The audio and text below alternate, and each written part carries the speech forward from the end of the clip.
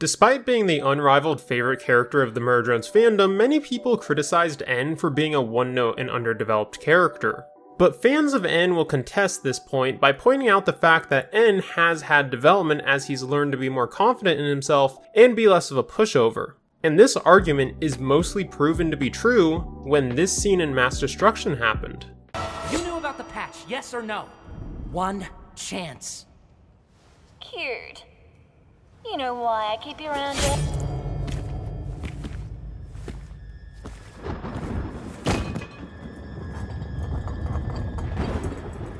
This moment was something fans have been asking for, to finally see N snap and take matters into his own hands instead of trying to please everybody.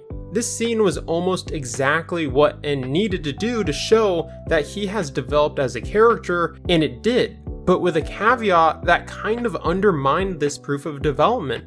The problem with this scene is the context behind it. While it is true N has become more self-confident, and him killing Tessa cemented that fact, he's doing all of this selflessly for the sake of Uzi, and all that confidence he's gained only comes into play when Uzi is in danger. Since the pilot, this has been a consistent problem with his character growth, as the only times this growth has been shown has always been under the same context of him protecting Uzi. Which is pretty ironic as his arc is all about becoming more independent, and the only time he actively shows the fruit of that arc is for another character. I guess I'll just have to accept that his character is always going to be Uzi's guardian angel, and although that is disappointing, this scene may actually have hinted at another character trait of his that I don't think anyone has acknowledged. What was so shocking about this scene is that the person he is killing is Tessa, the person who repaired and raised him, and he outright killed her without a second thought. I get how he's willing to go to any length he has to protect Uzi, but this is crossing the line. But that might have been the point, as this moment may have been alluded to back in episode 4. Everyone knows how harmless N is. That is one of his central character traits. He only wants to help others, but what happens when a character wants to be so helpful that he will go so far as to hurt other people if it means he can appeal to whoever he's trying to help? When V was about to hunt down Uzi in episode 4, we see N take out one of his blades to knock V's away. This shocks V because the N she knew would never be so aggressive, and this habit is once again reflected when he kills Tessa. The N we know would have never done this, and this brings up an interesting thought experiment. What if V and Tessa switched places? What if it was V who was about to kill Uzi in episode 7? Would he have done the same thing to V that he did to Tessa? Has N become so obsessed with Uzi that he's willing to hurt those who care about him if it means ensuring Uzi's safety? Does N have a toxic savior complex?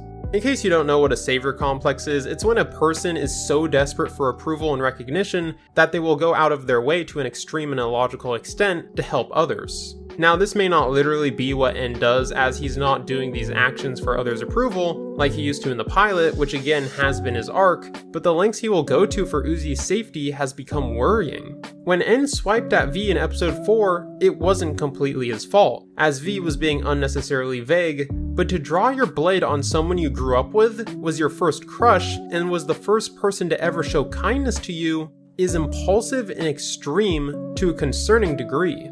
As I already proposed earlier in the video, if V hadn't been overpowered by Uzi and had gotten the chance to kill her, would N have killed V? All evidence points to being more than likely. But where N's obsession with Uzi becomes truly irrational to the point of being deranged is in episodes 6 and 7.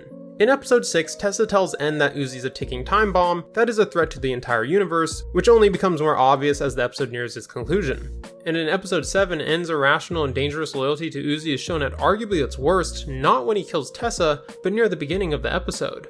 Before N learned about the cure, back when he saw with his own eyes that what Tessa was saying about Uzi was true, he still refused to hurt Uzi, despite her being not only a threat to herself, but to the entire universe. This moment where he tells Tessa that they're not going to hurt Uzi verifies that N cares about Uzi so much that he can no longer be reasoned with, and given that he explicitly says, "We aren't going to hurt you," while staring at Tessa, comes off as a subtle threat towards her. And if at this point you are still not convinced that N may be loyal to Uzi to an irrationally dangerous extent, what if I told you that Liam Vickers, the creator and writer of Murder Drones, has written protagonists like this before. Before Liam started working on animated shows, he used to write audio series and short stories on YouTube, with his two most famous being Design and Puppet Game.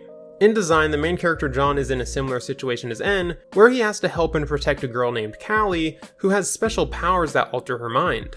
In Design, it's never explicitly acknowledged by anyone how overbearing and protective John is, but throughout the series, he is so loyal to Callie that there are moments and situations where it becomes obvious to the listener that John is borderline obsessive, and no mentally stable person would ever rationally go to the lengths he does to protect Callie, especially when her actions end up hurting others and he still turns a blind eye.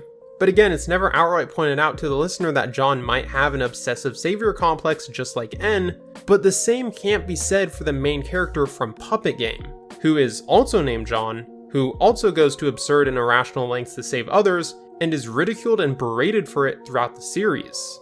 The point I'm trying to make is that Liam has a history of writing main male characters who have an obsessive savior complex that is supposed to make the audience ponder whether the character in question is mentally stable and if what they are doing is the right thing, or is just selfish. At this point, if you are an N fan, you probably hate this theory, and if you aren't an N fan, you may be wondering where I'm going with this. Well, the point I'm trying to make is that if Liam did intentionally write N this way, then he's not a one-note character, and is far more interesting than most fans give him credit for. This is merely a theory, but if N is ever called out on this hidden character trait of his, and it comes into play in episode 8, like N hurting someone Uzi cares about for the sake of her protection, it would put a strain on their relationship and show that while N has developed, his development hasn't been purely positive with all the stress he's been under and how selfless he's been for Uzi's sake. A moment like this could create a thought-provoking question for both the characters and the audience if Uzi and N are truly meant to be. Does Uzi really need a protector who is so obsessive that he would hurt others who don't deserve it for her safety? Does N, having been a servant his entire life, need another person to serve and be robbed of the opportunity to experience independence for the first time in his life? It would be up to the viewer to decide, as both Uzi and N have had very one-sided experiences with the societies they grew up in, with Uzi having always been an outcast and N having always thought about others' needs before anything else. But if N having this negative character trait is disproven, that certainly makes it harder to argue that he's a multifaceted character. He may have matured since the pilot, but he certainly doesn't have many interesting elements going for him personality-wise. He is kind of a one-trick pony, as most of his interesting moments are always of him saving Uzi, and for a main character, that simply isn't enough. It's never nice to see a character you like go through strife, make a mistake that is their fault, or show traits that are more negative than positive, but it's those flaws that the character has to overcome or repurpose to their own benefit that makes a character arc interesting, and N needs an interesting character arc more than anyone.